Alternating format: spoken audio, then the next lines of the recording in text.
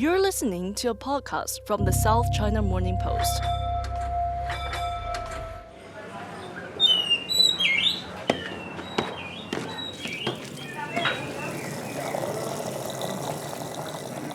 So we're at Dun Gay in Daimosan. So it's a famous dim sum restaurant. It's been around for decades. I think it's been around for at least 50 years. And yeah, it's a well-known place for classic dim sum. It's a place that you have to go do everything yourself, basically, which is kind of fun. You get very independent. You go off and clean your own, rinse off your own teapots, bowls, cups, go grab your own dim sum, and then everything's just tallied up at the end. Yeah, what do you feel being out there? I mean, it's the perfect day for it, right? The sky is blue, there's an autumnal breeze, there's birds chirping, the leaves are swaying in the wind, we're eating dim sum out in the open. Yeah, it's beautiful. What could be better? Exactly, right?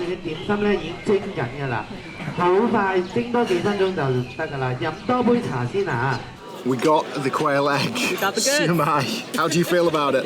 Super happy. I haven't had this for so long. You don't really get it a lot anywhere. And Why is it so hard to find the classic ones in the city then these days? well, I don't. You can kind of look at it. It's not the sexiest dim sum. It's just kind of like a blob of pork. It's got the little quail's egg on top, and the wrapping kind of just covers it like a veil. But I think the main thing is it's quite high in cholesterol. Quail's eggs are quite high in that, so it really just fell out of favor because of health reasons. But it's so flavorful. Quail's eggs have that deep flavor that you just can't get from a regular chicken egg. So would it be fair to say that quail egg siumai is one of the endangered dim sum in Hong Kong? Absolutely. So quail's egg siumai, much like pork liver siumai, they're both becoming more and more rare. It's really hard to find these in restaurants apart from the very old school dim sum parlors like Feng Sing, like the old Lin Heng, and here. Right, well that's what we're going to talk about in today's podcast, isn't it? We're going to talk about endangered dim sum such as these. I'm Sam Evans. And I'm Charmaine Muck. And this is Eat, Drink, Asia. To find out why certain dim sum dishes are at risk of going extinct, we're turning to our regular guest, Lisa Cam. Hi everyone, I'm back. Lisa, today's episode is all about endangered dim sum dishes. Before we delve into why they're endangered, can you first identify what these dishes are? The classics like siumai hargao are still around. I also still see a lot of buns and chung fun. That's the steamed rice noodles. Did I get that right? Well, siumai, like pigeons, are still around, but it's very hard to find juyuan siumai, which is more or less like a white peacock in a way, or pork liver siumai. Buns are still also very common, but what about dai bao or big buns?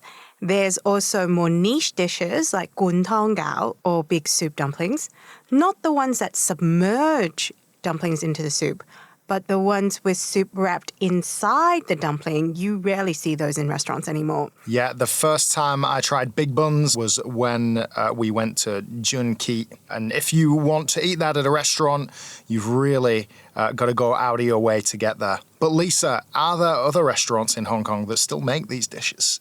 There's really not too many, unfortunately. But recently I went to one that makes some of these dishes. They've got branches in Causeway Bay and North Point, not far from our office. 1954年咧就鳳城酒家正式成立嘅。 Tam Kwok King is the owner of Fung Shing Restaurant. His restaurant first opened in Causeway Bay back in 1954. At that time, people were still carrying tiffin boxes for lunch. So it was still like rice and some dishes, probably some stir-fried vegetables, steamed meat patties, or maybe occasionally something like deep-fried. But the meals are still very kind of that home-cooked fashion that we see at home nowadays. Having yum cha wasn't still a big concept yet. 咁啊當時鳳城酒家咧就好細間啫，10幾張台嘅啫。So when Mr. Tam started his restaurant, it was really small. There were only a handful of tables, and the place wasn't known for its dim sum yet. So when customers came and ordered dishes with rice, just like any typical Chinese meal, dim sum was ordered as an appetizer or an amuse-bouche. 咁叫幾碟點心， And because the restaurant was so small, they only had classic dim sum. 蝦餃、燒賣啊、粉果啊嗰啲最主要嘅有嘅。 Fan guo is a general term for dumplings. Now, we all know about qiu zhao fan guo, which is chiu chow dumplings, but that has a separate name because of its skin. It's a little bit more translucent and has a bit more tapioca powder in it. But fan guo in general is kind of like a flat style dumpling that the edges aren't curled. It's actually one of the oldest style of dim sum there is. 馬拉糕啊、叉燒包都有嘅。 Mr. Tam also sold ma lai gao, Cantonese sponge cakes, and barbecue pork buns. What about changfan? No changfan, because their kitchen was too small. Changfan is actually, think about it like a pancake station. You know, you need a flat area, and that person needs to roll each an individual one, like if someone needs to be there flipping pancakes. So you actually need a bit more room for that, an extra station for that. 做唔到咁多嘢㗎。 Mr. Tam went to Japan and then returned to Hong Kong in 1978. Hong Kong was becoming a lot more affluent, and there was a lot more money to be made back in his hometown. He came back and they relocated Fengsheng to North Point. 因為有咁大間咧，有幾十張台啊。 The North Point one is a much bigger place than the one in Causeway Bay, and he actually told us that was when it was yum cha. And that was when they had huge kitchens with a lot more steamers and baking stations and deep fry stations like that. 咁啊正正式式做茶事啦。 He said this one in North Point was a proper dim sum restaurant. A proper dim sum restaurant. So customers went to this place specifically to eat dim sum, right? Yes, especially for lunch. 嗰啲客人係真係嚟飲茶噶嘛， So Mr. Tam had to include more dim sum in his menu. 加咗腸粉啊、灌湯餃啊。 And that's when he started serving changfan, or steamed rice rolls, and soup dumplings. So Mr. Tam has been serving soup dumplings since the late 70s. But Lisa, why is this dish so rare now? I asked Mr. Tam the same question. 咁點解而家尤其是灌湯餃點解會少見呢一個點心嘅？ And it has to do with the labor involved with the dish. 新一代嗰啲就俾啲湯浸住佢嘅，咁啊變做浸湯餃啦。 As I mentioned earlier, these dumplings aren't submerged in soup. The soup is wrapped inside the dumpling. 正式灌湯餃咧，佢隻餃包住裏邊嘅湯嘅。 This makes it a technically challenging dish. They've got to make sure the consistency of the dumpling skin and the filling is just right, or else the whole thing will fall apart during the wrapping or steaming process. Is this different to xiaolongbao? Because you say soup dumpling. Compared to xiaolongbao actually in the mix with the meat contains a lot of the fat. And depending on which store you patron, sometimes they put in gelatinized soup already in the meat mix. So when it's steamed, it becomes part of, the dumpling. Imagine that on that scale, but for something the size of half of your palm. It's a lot more harder to control. So Lisa, for the people sitting at home who haven't had the pleasure of eating one of these soup dumplings, so how does the eating of them go? Because like with xiaolongbao, it's a very specific process. You prod it with your chopstick and let the air out and the soup out. Is it the same with the big soup dumplings, or is it totally different? I think it's always the thing, right, Charmaine? Being able to lift the soup dumpling out of the steamer and into your bowl in one piece is always the challenge. Oh, it's impossible with the jumbo soup dumpling. It's massive and heavy. But that's a challenge. You're trying to do that. And when you get it on your plate, more or less it's the same. You poke a hole in it and then you try to get the soup. But don't forget to add a bit of red vinegar in it. Traditionally, back in the day when it wasn't so un-PC, soup dumplings actually was made with shark fin. That's why it commanded a higher price. And nowadays they don't, but I feel like the fillings, I don't know if it's nostalgia, but it feels strange to eat it without the red vinegar. It just balances the richness of the broth, I think, and the and the filling. I think so too, right? And the skin, sometimes they use like that alkali kind of wontonish kind of skin. So I feel like when you add the red vinegar, it just balances it a little bit better. That's how I feel about it. You need to fill the dumplings well. This is Chef Man Hong Sing. He's a dim sum chef at Feng Shing Restaurant. You also need to steam them properly. If you steam them for too long, the soup will leak out of the dumplings. Then you can't sell them anymore. This is why soup dumplings are so rare now. Not many people know how to make them. 你學包罐裝餃咧，學咗幾耐？起碼都成2-3個月㗎，即係我哋熟手咧。 Chef Man said it took him around 2 to 3 months just to learn how to make the soup dumplings. I mean, I don't think I could learn that in 2 to 3 months, honestly. How about you, Sam? Yeah, that seems like a challenge. And where did Chef Man learn to make it? Are there soup dumpling classes that you can take, or did he learn it on his own, or from a seafood? Like, what happened there? Well, he learned while he was on the job, but that's not an easy thing to do at all. So he would tell me that he was only initially hired to sell dim sums when he was in his teens. I'd wake up at 4 a.m. and make shumai and beef balls. I wasn't allowed to make har gow yet. At around 7 a.m., I started serving dim sum for the breakfast service. Then, at around 3 to 4 p.m., I had to clean and tidy the tables. I didn't get any formal opportunities to make dim sum. Only after 2 or 3 years, when the senior chefs recognized my potential, and I still hadn't given up yet, that I was allowed to really step into the kitchen and learn. Only then can he be parked next to the dim sum counter and make dim sums for real. There is no real instruction. It's watch what I do and see if you could do it. So it's not very egalitarian then in a dim sum kitchen. It's kind of like you're not going to have the chance. You just look and learn, and then if you mess up, you go back to the bottom of the pile. Is it pretty brutal in that respect? It could be, depending on the chef, I guess. But he was telling me, he made it sound like he really understood why the chefs treated them that way. He's like, well, if I was using their ingredients, then if I stuff it up, it would waste the ingredients and nobody could eat it. So why would they give me a chance? And I'm thinking, well, if you can't make mistakes, you can't learn. But that's not the attitude back then. It's funny because I'm thinking about how would you practice, right? It's not like you have a bit of Play-Doh and you can just practice over and over and over again how to make this dumpling. Or did they, I think he was grabbing dough or making his own dough just with water and flour and trying to emanate what they have there. But even the mix of how you make the skin is very different for a dim sum than anything else. And I suspect that each of these old restaurants have their own formulas and recipes. Their own ratios. Because it's so challenging. I don't know if you've ever tried making dumplings. Or hagao, but I did a class once at a restaurant here in Hong Kong, and it looked so simple. It's just a mixture of a few different types of flour, water, salt. But when it actually gets down to tie, kneading the dough and then getting it to that perfect texture. And then you got to wrap it. And then it can be too thick, too thin, and you don't even find out until you steamed it. Because I thought I made some pretty perfect-looking hagao, for example. And then when it came out of the steamer, it was completely opaque. It was so thick. Because the perfect hagao has a translucent skin, right? Yes, yeah. The perfect I thought it was thin enough, but apparently not. Yeah, perfect hagao, you're supposed to actually see the veins on the prawn, right? Yeah. But anyhow, for anyone who wants to become a dim sum chef, you've got to start from the bottom of the kitchen. 唔係一入嚟就可以做蝦餃啊，唔係㗎。 As a newbie, you get delegated to dishwashing duty, washing the produce, or other menial tasks. So there seems to be some parallels here with how sushi chefs work their way to simply handling rice, for example. So it took Chef Man a couple of years to be allowed to even start making dim sum for customers. But actually, how common is that trajectory?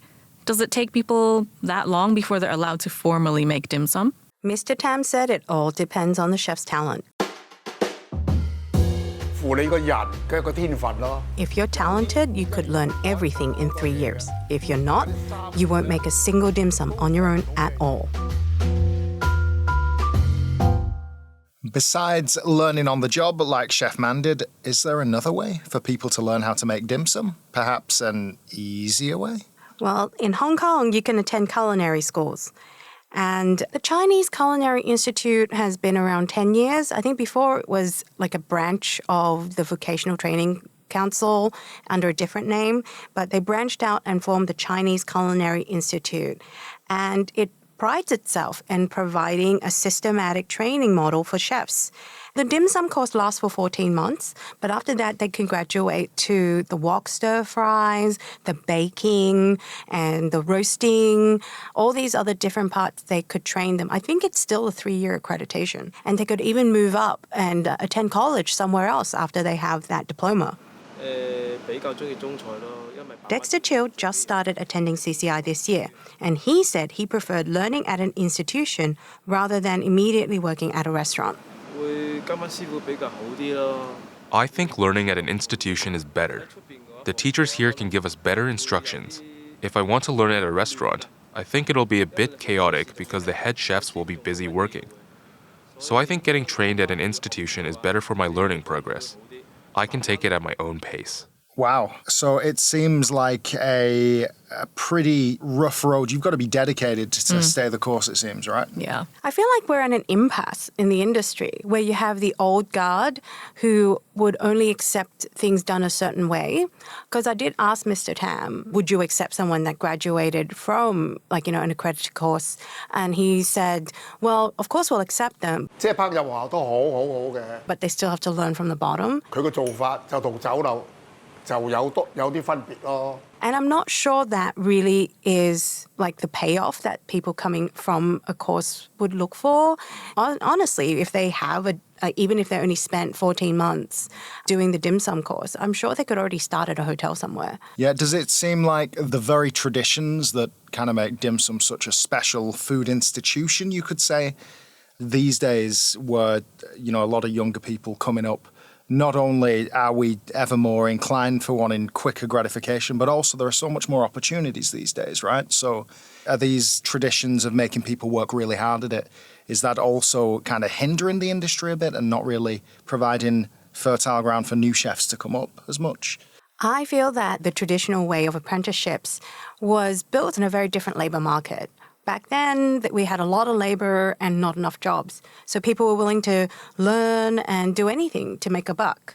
But at the moment, Hong Kong, especially in the F&B industry, has a negative unemployment rate. So hard for us to attract talent into these industries. So, having an accredited course means that they have structure and they definitely would come out with knowledge rather than maybe spending 3 years having the chef deeming that you're not talented enough to learn anything. That is so true. It's almost as if by formalizing the whole culinary diploma and formalizing the techniques and the skills of dim sum making, you're kind of validating it for a different set of eager learners out there. It kind of gives the art of dim sum a little bit more, I don't want to say credibility because I think it's an incredibly difficult skill to learn and it does deserve way more recognition than it already does. But I think it will help some people enter the industry who may not have considered it before because there's more structure. As you say, there's a kind of something at the end of the road rather than going in blind or going in without any kind of an idea of how you're going to progress. Exactly. And at the same time, there's something to be said, these old seafoods know something that the guy who designed the course at the CCI doesn't. There's a certain way that they do certain things that might be just different, but then it could be lost if there's no younger people entering in the apprenticeships. But I do feel for them, if I get a choice, I'm going to go to an accredited course. And then after that, I could even go into hospitality management. I don't even have to stay in the kitchen. Or if I wanted to stay in the kitchen, I could go straight away and work for an international hotel where I will get ample opportunities to work with a superior class of masters that have been internationally recognized, right? Not saying that the chefs at local restaurants aren't superior, but they just graduates of CCI include Jason Tang that won the Michelin star for Man Ho, Edwin Tang from Cuisine Cuisine that also, I think it was a Michelin plate that he got for Cuisine Cuisine. So, learning from these guys aren't shabby at all.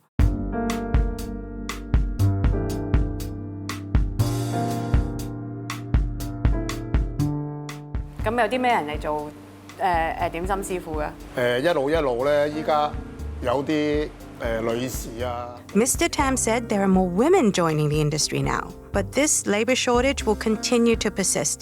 And that's another reason why certain dim sum dishes are endangered now. The chefs who know how to make them are slowly retiring, and you don't have younger chefs taking up the mantle.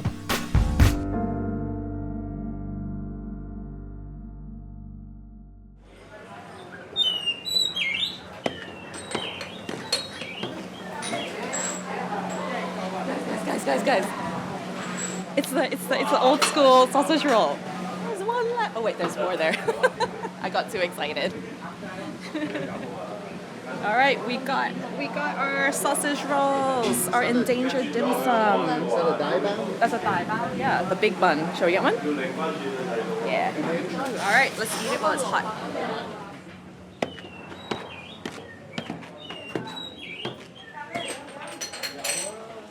So I was super excited to see the giant bamboo steamer lid lifted, and then those two little plump, fluffy rolls came into view. It's my favorite old school dim sum, which is the lap charanggun. It's the preserved sausage that's wrapped in a really fluffy yeasted dough. I've heard about this. It's kind of fabled because I haven't seen it before. So this is super exciting to me as well. They're kind of cute, though. A lot smaller than the dai bao. Mm-hmm. What does it remind you of, Sam? It looks like the Michelin Man, the Michelin Man's arms, or baby Michelin Man arms, Michelin baby arms. Oh, that's so morbid. They've just been lopped off. Right. Sacrifice. Yeah, it's got a plump little preserved sausage in the middle. It's wrapped all around. It's got these little segments. So yeah, let's dig in. It looks amazing, yeah.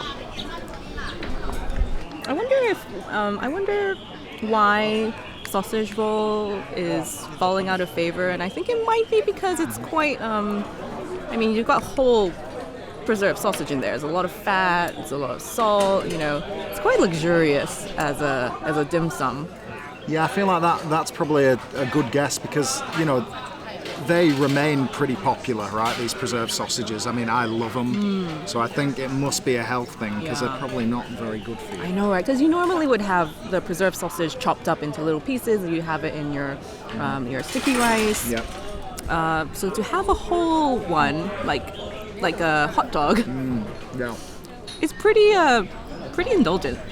I'll tell you what about that. Oh, it's so good. Oh my gosh. You got that rose wine aroma. It's super good. You can see the little fat. Yeah, it's just as good as it sounds. It is absolutely delicious. Right? So a little sweetness, a little savoriness, soft bun. Yeah, and then the sausage is pretty hard, so you got kind of that difference of textures. You sink and then you hit it and then you crunch. Oh, it's through pretty it. good. It's gorgeous, isn't it? It's got a little snap as well. Yum yum.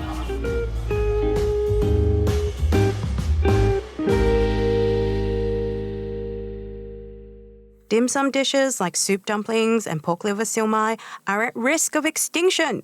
But there's a restaurant in Hong Kong that's trying to revitalize these dishes. Let me take you to Man Yuen Restaurant, located in Wong Tai Sin. Fewer people are making these sorts of dim sum because they're very labor intensive. This is CK Poon, the operations director of Man Yuen Restaurant. Many of these dishes use special ingredients such as intestines. There's pork liver, chicken liver. These ingredients require a lot of prep work. Take pork liver siomai, for example. The pork liver in this dish is unique because we use a fatty liver, which makes it a top-quality liver. The chef first needs to pick top-quality livers and clean them properly, otherwise they have an unpleasant smell and taste. Then the chef needs to continuously run them underwater and marinate them in ginger juice to give them a pleasant texture. Not many chefs are willing to put in the time and effort to make these, and even fewer chefs can make them well.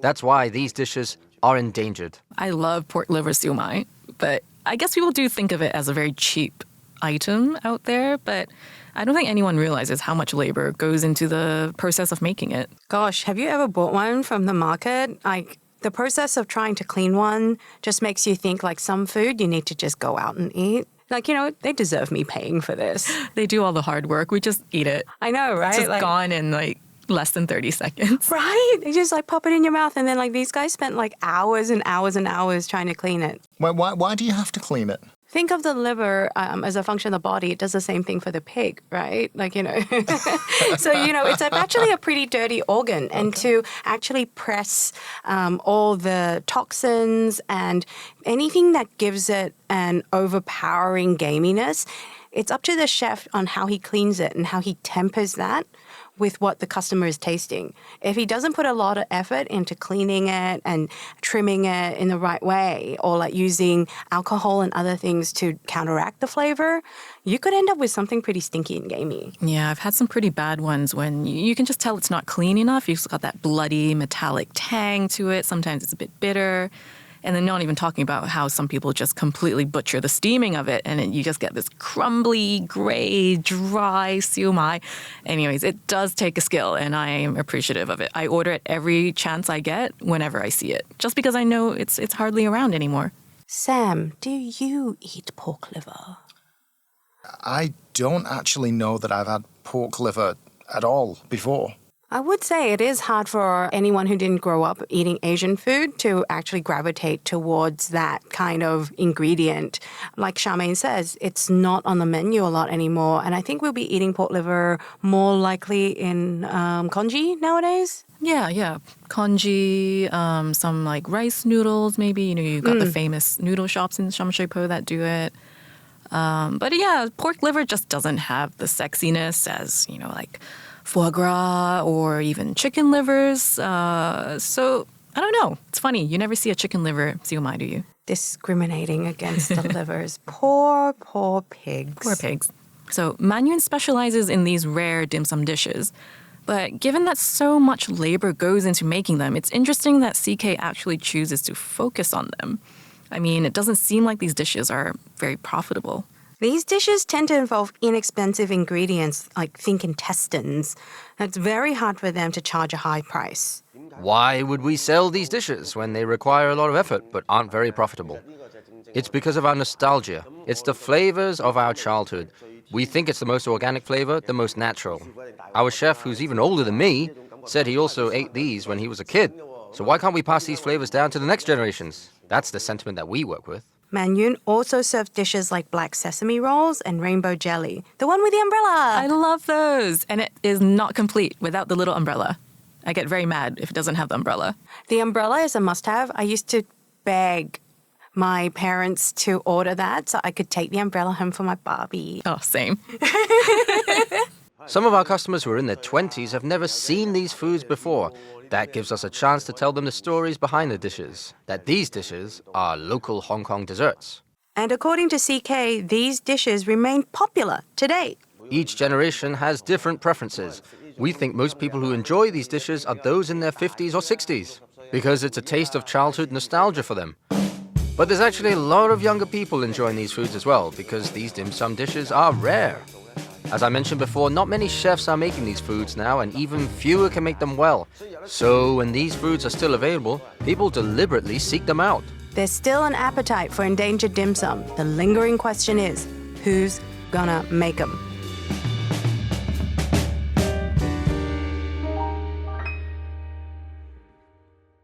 So I was meaning to ask both of you guys, with the disappearing, the endangered dim sum, what do they mean for you guys? Charmaine, Lisa, when you were growing up, do you have like memories with grandparents or parents eating them? Do your parents or grandparents lament that they're disappearing?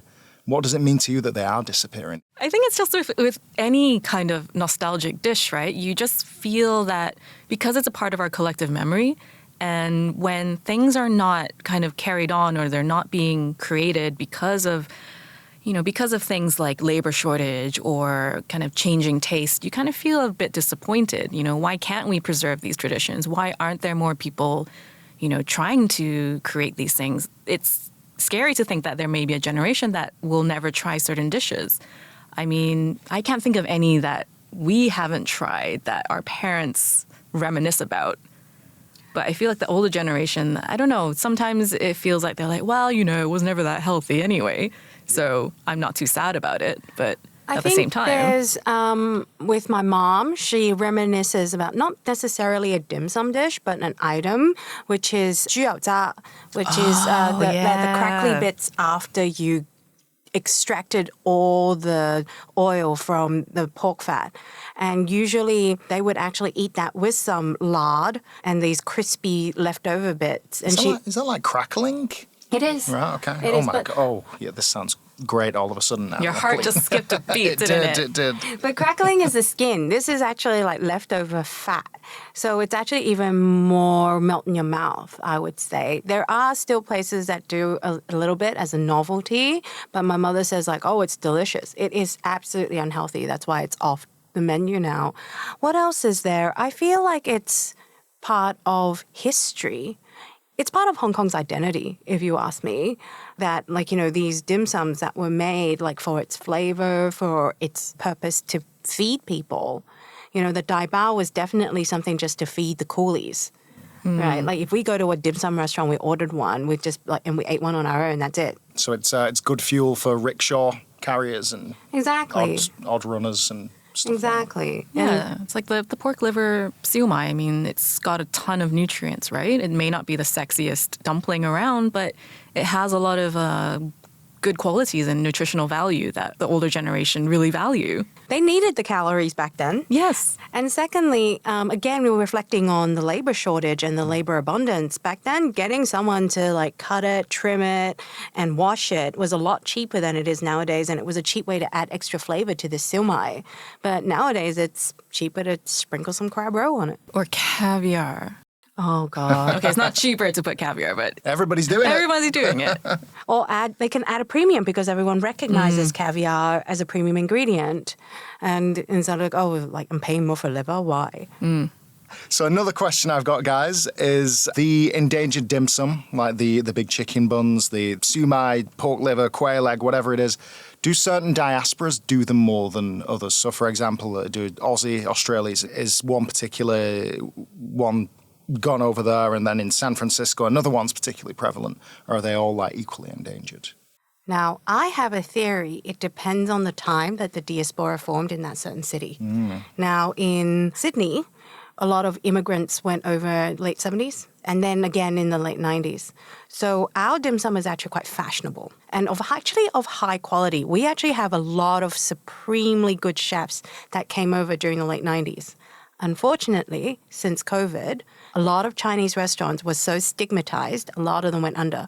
My favorite one in Sydney closed down. They made the best hagao. I would challenge that hagao with the one at Long Keng Hin. Wow. And that place is gone. Marigold's gone. But maybe in other places where the diaspora went a little bit earlier, maybe San Francisco, maybe LA, maybe Canada. I don't know what time they descended upon Canada. But it depends on which time and what kind of dim sum they brought over with the chefs that knew what they were making at that time. Right, that's interesting, yeah, and it makes a lot of sense. I mean, you mentioned San Francisco, LA, and we absolutely see the Asian diaspora in these parts of the country that are already doing things with, say, Hong Kong's hat tangs. They're like bringing things back and they're repackaging it for a new audience. So I can absolutely see maybe perhaps, the next generation of dim sum chefs, maybe they go abroad and they are bringing these traditions with them. I think you'll find that a lot of the times now that people outside of the country of origin from which the dish comes from are actually a bit more keen to kind of keep the tradition and keep it going in some ways. And then it kind of evolves and develops in an entirely new direction as well.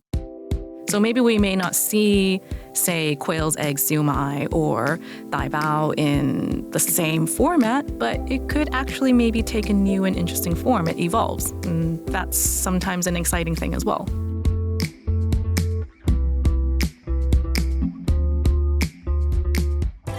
So that's all we have for this episode.